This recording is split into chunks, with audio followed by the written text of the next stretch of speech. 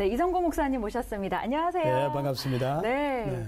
최근에 한국기독교 목회자협의회 신임 대표회장으로 또 이렇게 취임을 하셨어요. 먼저 축하드리고요.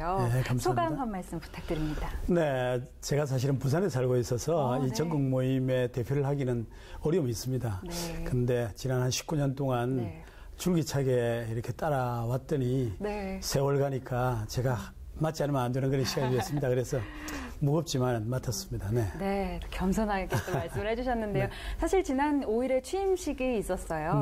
취임식에서 이렇게 소감을 말씀해 주셨습니다. 행동하는 한국교회, 거룩한 한국교회가 되도록 최선을 다하겠다. 좀 어떤 부분을 염두에 두고 이런 말씀을 해주셨나요?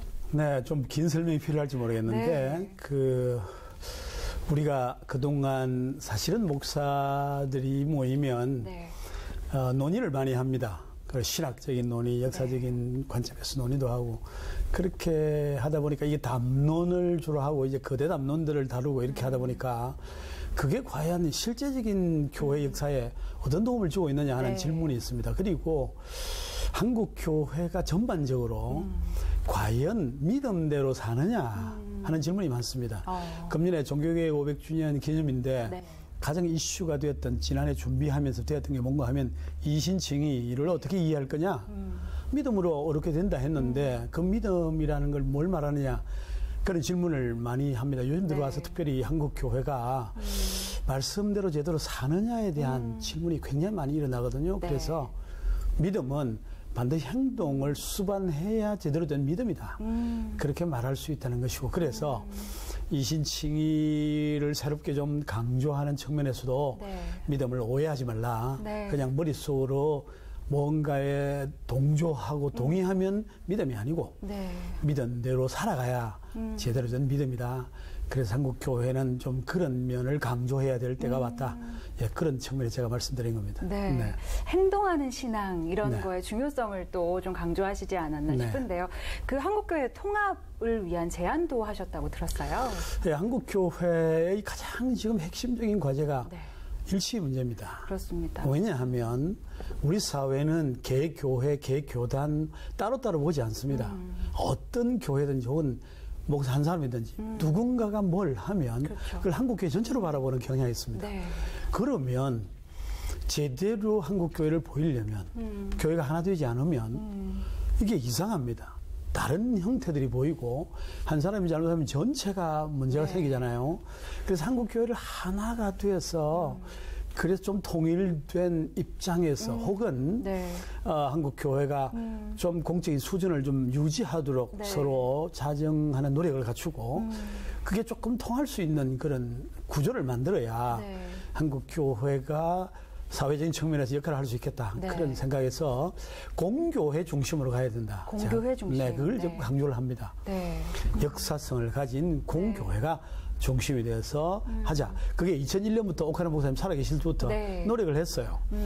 그러다가 2007년도에 목표를 두고 평양 100주년 기념, 대부흥 100주년 기념 때 한번 그렇게 보자 하고 했던 게 중간에 조금 문제가 생겼습니다. 그래서 한동안 손을 놓고 있다가 수년 전부터 다시 한목회의 서빙을 좀 했습니다. 그래서 교단장님들을 모시고 그렇게 해서 지금 이제 그 방향으로 지금 나아가고 있습니다.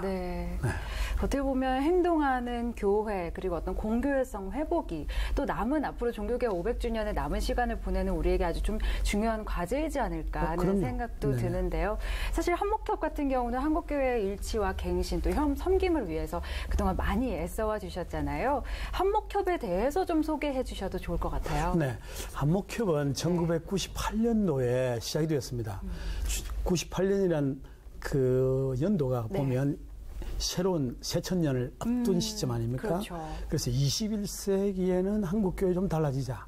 그런 마음이 교단 전체에 좀 있었던 것 같습니다. 그래서 그때 특별히 한국교회 갱신을 위해서 제자훈련하고 열심히 하던 오카노 목사님이 제안을 하셔가지고 장로교단부터 먼저 마음을 합쳤습니다. 그래서 손인웅, 전병금, 윤희구, 이런 아주 계획적인 그때 50대인데요. 그래서 40대, 50대 목회자들이 이건 우리가 뭐 공적인 기관은 아니지만은 각 교단이 연합해서 새로운 한국교회를 만들어보자. 네, 그런 열정으로 시작을 했죠. 네. 또 한목협 같은 경우는 사실은 한국 사회와 교회와 관련된 다양한 자료들도 또 계속해서 발표하고 계신데요. 네. 특히 올해 같은 경우는 2017 한국인의 종교생활과 의식조사를 시행하신다고 들었어요. 네. 그게 98년도에 그 한미준이라는 한국 교회를 미래를 준비하는 모임 뭐 이런 팀이 있었습니다. 그래서 거기서 시작을 하고 2004년도에 한 번 더 하고 매 5년마다 할 계획을 했는데 그동안 못 하고 있다가 한목협이 그것을 받아서 2012년도에서 13년도에 발간을 했고 금년에 4번째로 다시 합니다. 그건 뭔가 하면 연속적으로 변화의 추이를 살필 수 있는 데이터를 갖고 있는 겁니다.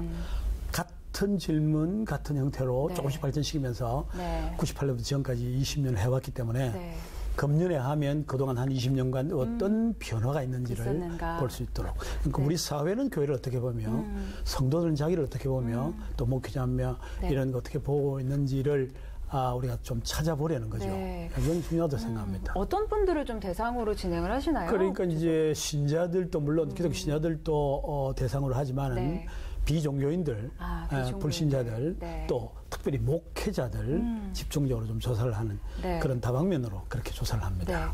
그 조사되는 항목도 사실 좀 궁금하기도 한데요. 사실 올해 같은 경우는 뭐 동성애 이슈부터 시작해서 뭐 종교인 과세 좀 다양한 이슈들이 좀 있었습니다. 이런 것들도 좀 포함이 될 예정인가요?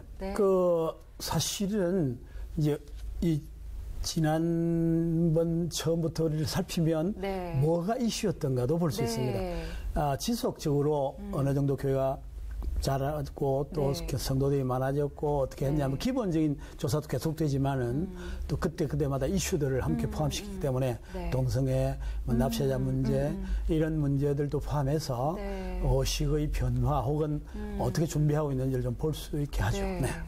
이번이 사실은 벌써 4번째라고 말씀을 하셨는데요. 사실 이렇게 조사를 진행하고 그 결과를 좀 계속해서 분석하고 연구하시다 보면 좀 흐름이나 변화 이런 것들을 그 누구보다도 잘 명확하게 아실 것 같아요. 이런 거를 통해서 또 얻고자 하는 게 있으실 것 같은데요. 그러니까요.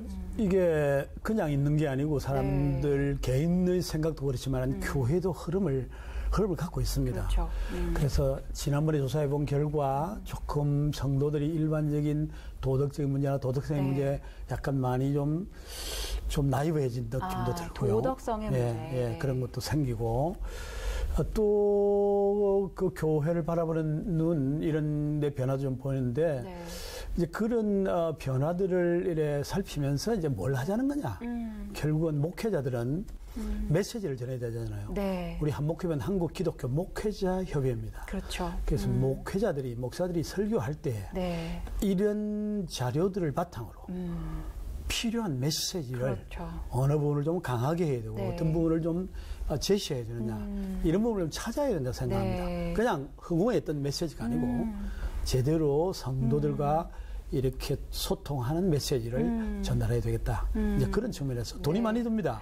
지난번에 1억 한 2천만 원 들었거든요. 막대한 예산을 또 소요해서 드는 거군요. 근데 그만큼의 사실은 의미가 있을 것 같아요. 많은 분들이 찾고 특별히 한국교회를 분석하고 대안을 제시하는 팀들이 통계 자료를 사용할 때 그 책을 아주 주로 사용합니다. 한국교회가 앞으로의 나아갈 방향에 대해서 일종의 가이드라인처럼 제시해 줄 수 있겠다라는 생각도 드는데요.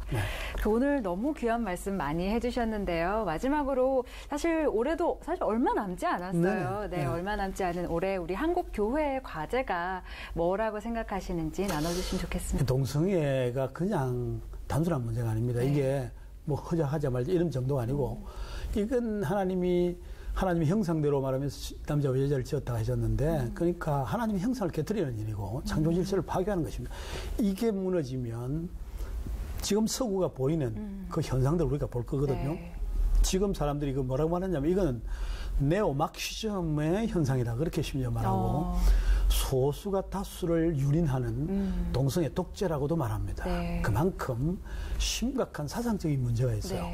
그래서 한국 교회가 이 문제와는 깊은 생각을 하고 단순히 뭐 소수자로 변명할 문제가 아닙니다. 이건 선천적도 아니고 유전적도 아니고 왜냐하면 동성애자들은 아이를 낳지 않게 되면 유전될 수가 없습니다.